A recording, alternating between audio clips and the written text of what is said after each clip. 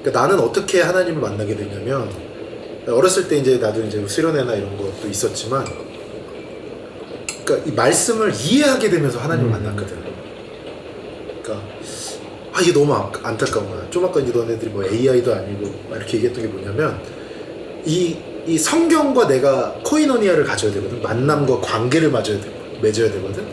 근데 인격성을 뺀 거야. 말씀과 우리를 만나게 할 때 그런 어떤 그 체계나 이런 문화들이 인격적인 걸 빼고 그냥 맞닥뜨리게 해서 수료증에 다다르는 그런 관계를 하게 된 거야. 근데 성경은 그런 게 아니라 이 말씀, 그게 한 절이 됐건 한 구절이 됐건 그것하고 내가 인격적인 관계를 갖는 거거든. 그래서 그 말씀을 쭉 읽고 그 말씀하고 내가 하루를 동안 관계 맺으면서 살아가는 거야. 그게 말씀의 의미거든. 예를 들면 오늘 아침에 이제 요한계시록 4장 말씀을 이제 나눴는데 거기서 이제 하늘의 예배가 나온단 말이야. 그래서 24장로랑 4가지 생물이랑 막 하나님을 찬양하고 보좌에 앉으신 하나님을 바라보는데 그게 이제 왜 그 보좌를 보여줬냐면 그 당시에 요한계시록 시대에 살던 성도들이 그 로마의 도미티아누스 황제 때문에 막 순교당하고 이럴 때야. 막 양가죽 쓰고 막 사자 동굴에 막 집어넣어 사람들 원형 경기장에서 보고 즐기고 그런 시대거든. 그 시대 때 고통받는 그 주의 자녀들에게 그 환상을 보여주시면서 하나님이 보좌에 딱 앉아 계시는, 그러니까 왕이 도미티아누스가 아니라 하나님이시다 이거를 보여주는 거거든. 24장로는 이제 이 구약의 12지파랑 신약의 12사도 해서 모든 교회, 성도를 이야기하는 거고, 그러니까 이미 승리해서 앉아있는 성도들과 하나님을 찬양하고 있는 그 하늘의 예배 장면을 고난 중에 있는 자들에게 보여줌을 통해서 하나님이 살아계시고 이 땅을 움직이시는 분은 로마 황제가 아니라 하나님이시라는 걸 알고 이 고난과 환난을 그 소망을 갖고 지켜내는 거거든. 이겨내는 거거든. 그러면 당장 죽음의 고통이 있더라도 하늘의 그 예배를 받던 사람들은 내가 이걸 이겨내고 하나님 나라 가서 나도 저 천국잔치에 참여하겠다. 천국의 예배에 참여하겠다. 이 소망을 가지고 현실의 고통과 고난을 이겨내는 거거든. 그럼 우리가 이 말씀을 이렇게 기억하면 그 말씀 한 구절이 뭐 본문을 해석하고 이런 거 중요하지만 그게 막 어떻게 돼서 그걸 내가 막 100번을 읽었다 이게 중요한 게 아니라 100번을 읽었던 뭐 5번을 읽었던 그 말씀을 내가 받고 내가 그것과 함께 관계 맺으면서 사는 게 중요하거든. 그러면은 이게 하나님 말씀이 재밌어.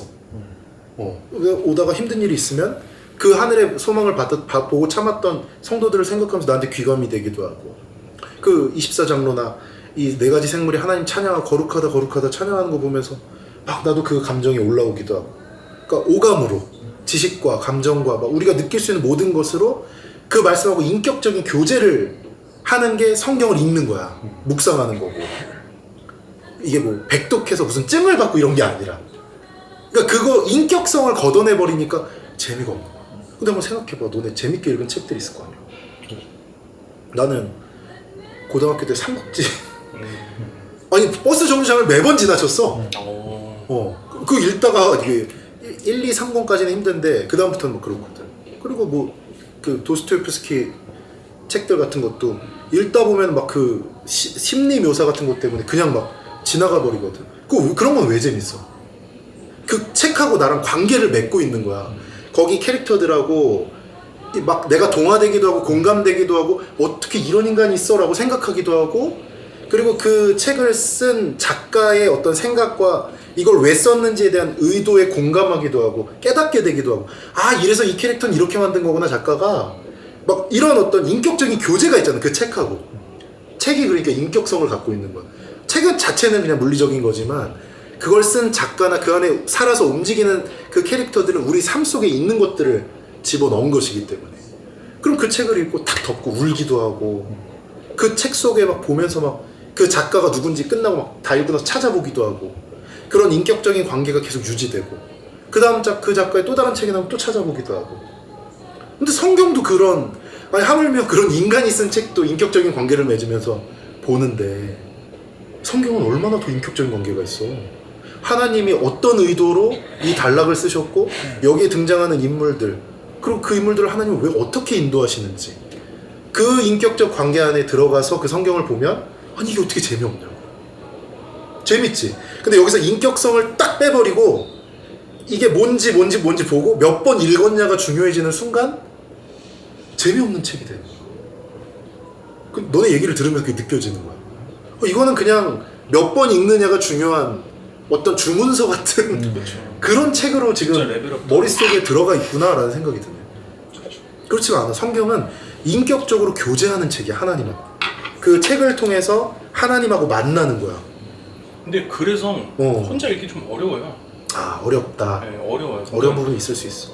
특히나 무슨 이게 그러니까 성경은 되게 좀 보니까 되게 치밀하더라고요. 이게 구절이나 어떤 그런 배치도 그렇고 맞아. 되게 치밀한 책인데 맞아. 그냥 보면 그걸 제가 알 리가 없죠. 알 턱이 없죠, 제가 그거를. 근데 그거는 너무 다 알려는 마음 때문인 것 같아.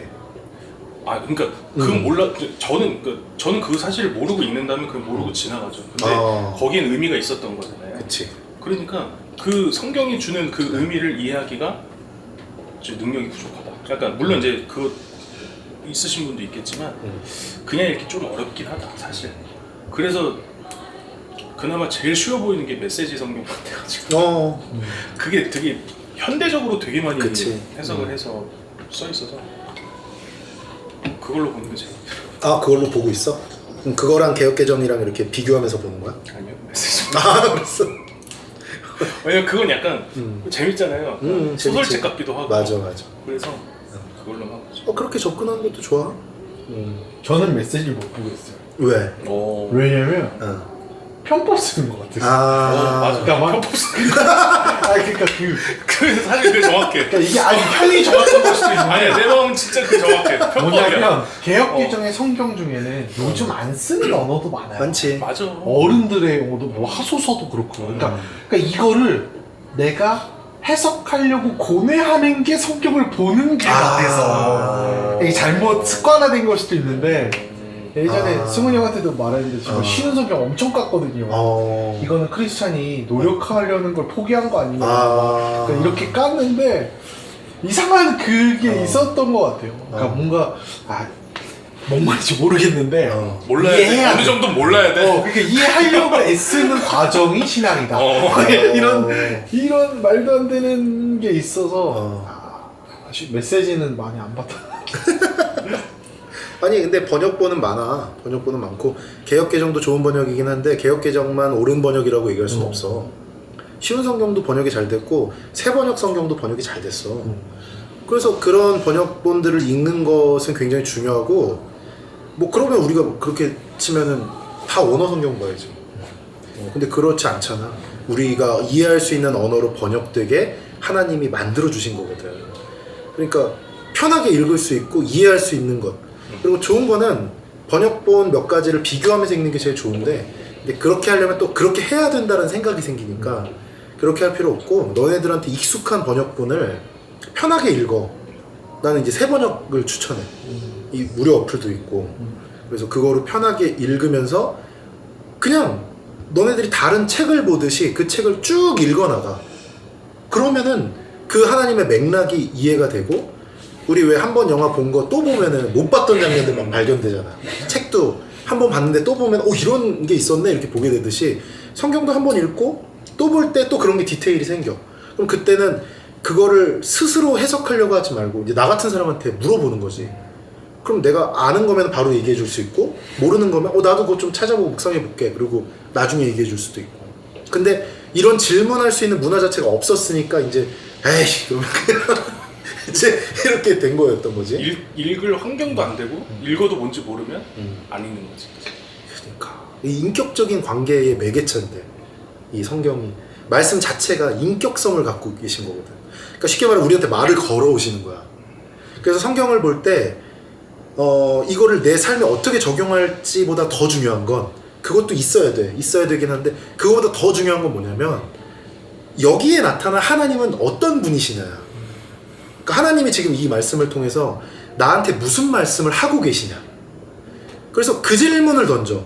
그러니까 여기서 내가 적용할 거리를 찾아내야만 된다라고 생각하지 말고 어떠한 부분은 적용하기보다 깨닫기에 합당한 본문들이 있어. 근데 거기서도 뭔가 자꾸 적용하려고 끌어다 쓰게 되면은 이제 힘들 수 있지. 설교자는 그걸 해야 돼. 근데 일반 묵상하면서는 굳이 그렇게까지 필요 없을 수 있거든. 그럼 그냥 하나님이 누구신지를 깨달으면 되는 거야. 그러니까 심플하게 그 생각만 갖고 하나님은 누구신가 본문에 나타난, 그리고 하나님은 어떤 생각을 갖고 계신가, 또 하나님은 무엇을 선하고 무엇을 악하게 여기시나, 그리고 하나님은 나한테 어떤 말을 하고 싶으신가, 이거면 충분한 건데. 읽어봐 한번. 쉬운 성경이에요? 아니 뭐 어떤 게 됐든 전 옛날에 어떤 또 번역이 됐든. 누군가 이제 흘러가는 말로 말씀도 이제 어떤 그런 세력에 의해서 성경 자체가 이제 뭐 변질이 될 수 있다. 그런 또 이상한 말을 들어가지고 킹 제임스 성경이 가장 또 번역이 잘 됐다. 그래가지고 그것도 사서 그것도 별로 쉽지가 않아서 안 읽었어요. 성경은 안 보는데 또 그런 책은 또 많네. 모아요 다. 하나씩 모아서 카피풀도 보면 안 보는데 다 구매해놨어요 지금. 막 이렇게 역본별로 다 보진 않고. 그러니까 킹 제임스 성경은 좋은 번역이야. 좋은 번역이고 여러 좋은 번역들 중에 이제 하나인데, 이제 킹 제임스 성경만 옳고 다른 성경은 틀렸다라고 네, 얘기하는 그런 순간 그거는 문제가 있지. 그러니까 이제 사본이 여러 개 이제 발견이 되거든. 사본이 여러 개 발견이 되면서 사본학을 연구하는, 성경 사본학을 연구하는 학자들이 무엇이 더 원문에 가까운 사본인가를 가려. 그게 사본학이야. 근데 그 사본학이 처음보다 나중에 이제 발달이 더 됐겠지. 그래서 처음에 이게 원문에 있는 것이라고 생각했던 구절이 나중에 사본학의 발달로 인해서, 혹은 어떤 다른 사본의, 권위 있는 사본의 이 발견에 의해서 이제 그때 사실은 원문에 없었음이 밝혀지는 구절들이 있어. 근데 그때 이제 원래는 성경에는 장절 구분이 없거든. 그냥 통으로 쓰인 거거든. 근데 그것을 현대에 맞게 하기 위해서 어느 이제 그 인쇄업자가 이제 그거를 만든 거야, 장절을. 근데 이미 그게 장절에 맞게 다 보급이 된 상태잖아. 근데 나중에 사본학이 밝혀지고 또 새로운 사본이, 이제 권위 있는 사본이 발견되면서 그 구절은 사실 어떤 난해준 데 들어간 거야. 그 구절은 사실 권위 있는 사본이 아니라 다른 사본에 있던 거야. 이렇게 되면 지워야 되잖아. 근데 그러면은 이미 장절로 책도 출판되고 모두 출판되고 다 됐기 때문에, 그래서 성경에 보면 없음이라는 게 나와. 없음. 그게 사본학의 발견과 발달로 원문에 없던 것들로 밝혀진 것들이 이제 지워진 거야. 근데 그 없음이라고 밝혀졌는데 원래 있던, 그러니까 원래라는 말은 원문 성경에 있었던 원래가 아니라 이제 처음에 인쇄가 됐던 거기에 있던 구절들이 나쁜 구절이 아니야. 유익한 구절이야. 지금 읽어도 은혜가 되고 좋은 구절이야. 근데 원문에 더 가깝게 하기 위해서 없음이라고 표시를 하는 거야. 근데 어떤 번역본이 더 옳다라고 얘기하는 사람들은 그게 하나님의 말씀을 빼버린 거라고 생각하는 거야. 그러면서 이 번역본에는 그게 있으니까 이 번역본이 좋은 거고 다른 번역은 틀렸다라고 주장하기도 하고, 또 이것을 번역하는 과정에서 이 단어가 꼭 들어가야 된다고 생각하는 번역본이 있는 반면에 이거를 다른 식으로 이제 번역하는, 그러니까 예를 들면 이제 메시지 성경 같은 경우는 그게 많은 거고, 뭐 NIV 성경도 좀 더 현대적으로 하다 보니까 이제 그렇게 되는 거고, 이제 이런 어떤 부분들이 있거든. 그래서 이제 어떤 성경들을 이제 공격을 하는 건데, 중요한 건 다 읽으면 돼. 다 읽으면 되고, 그러니까 번역본을 비교하면서 읽으면 되고, 어느 성경 번역본이 있다고 해서 딴 게 없어지는 게 아니거든. 그리고 히브리어 헬라어 성경이 분명히 존재하고, 그 성경을 보면서 다른 것들을 같이 볼 수도 있고, 그렇기 때문에 어느 성경만 옳다라고 얘기하는 거는 조금 그렇죠. 어려움이 있을 수 있지. 저희는 그걸 논할 단계는 아닌 것 같고 하나라도 잘 봐야 되는데 지금.